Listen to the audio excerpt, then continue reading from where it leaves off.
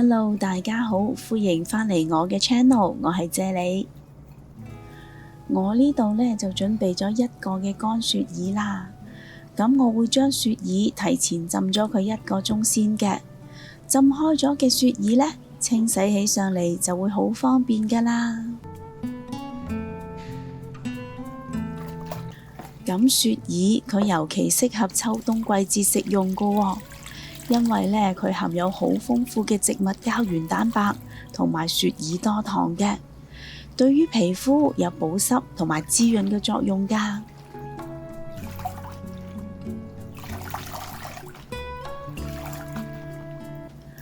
你哋今日好嗎？留言話我知，你又鍾唔鍾意食雪耳呢？祝你有開心愉快嘅一日。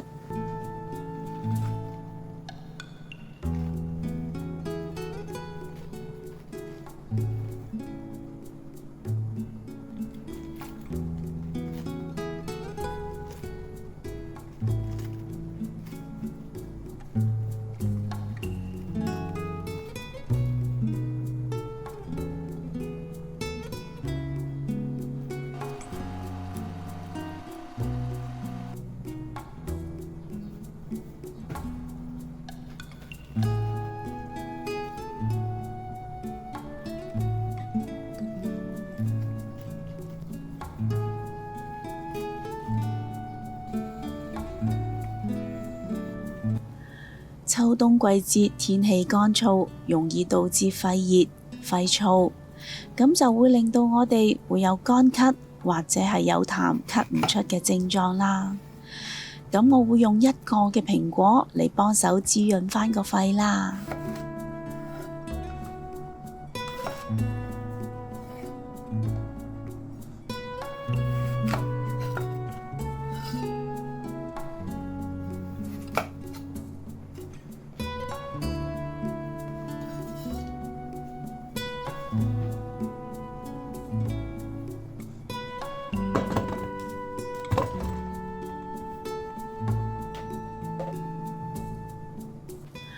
1條嘅紅蘿蔔，佢唔單止味道清甜，而且呢，佢仲有清熱解毒、降血壓嘅功效添噃。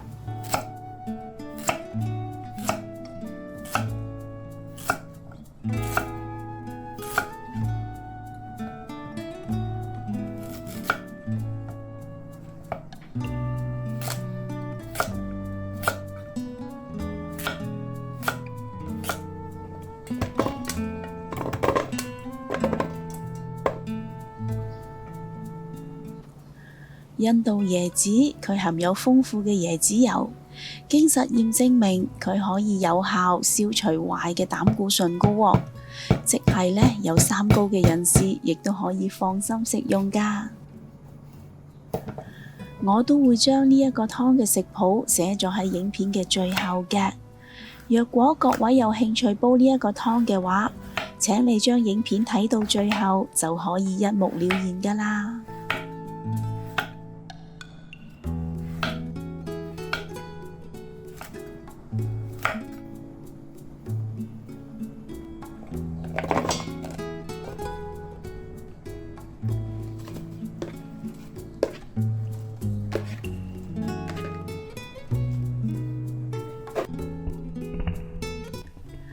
秋冬季節呢，亦係氣管炎、氣管敏感、鼻敏感嘅翻發季節嚟噶喎。咁我會利用無花果嘅驅痰理氣、潤肺、利咽喉嘅功效嚟舒緩以上嘅症狀嘅。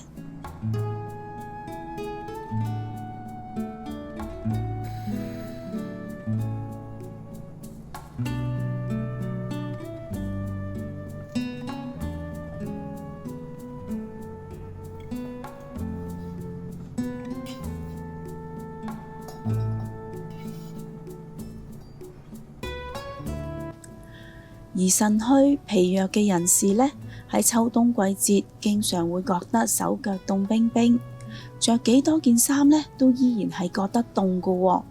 咁我會建議經常食用乾淮山嘅，用養血安神嘅紅棗，令到我哋氣血豐盈啦。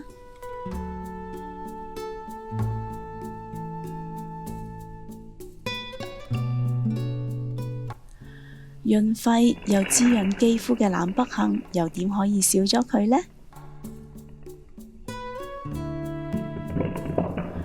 高鈣又補腎嘅腰果，用嚟代替肉類係一個非常之唔錯嘅選擇嚟㗎。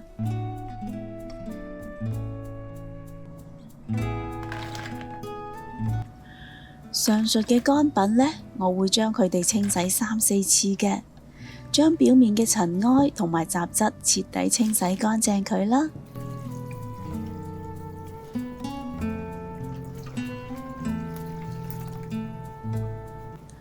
若果你對我嘅食譜有任何疑問嘅話，請你將個問題寫低喺下邊評論區嗰度啦，我係非常之咁樂意同大家一齊討論㗎。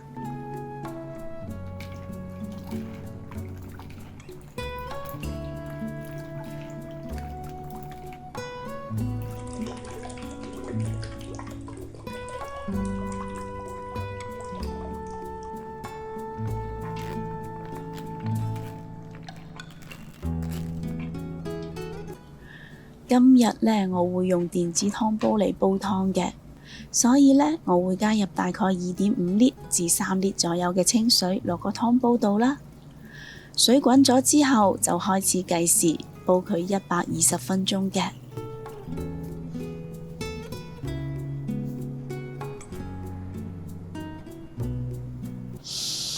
哇，好香啊！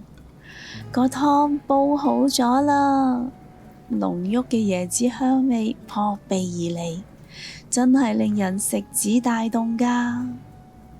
睇下琥珀色嘅湯水上面飄住一啲零星嘅植物油脂，你係咪都好想快啲飲呢一個咁滋潤嘅湯水呢？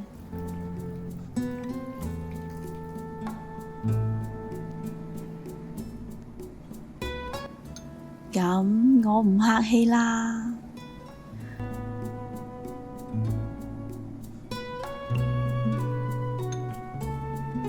雪耳煲到滑捋捋、軟腍腍，輕輕一啜就走咗入個口度啦。而啖湯飲落嘅味道亦都係非常之鮮甜㗎喎。呢個係一款素湯，冇落任何嘅肉類，但係營養同埋口感呢，就一啲都唔會遜色㗎。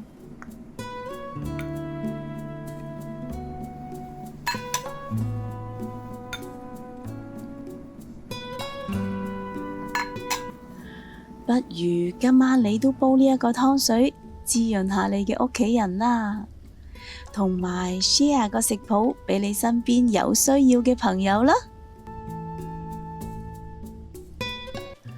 若果你都鍾意我嘅食譜，請你俾 like 同埋留言話我知啦。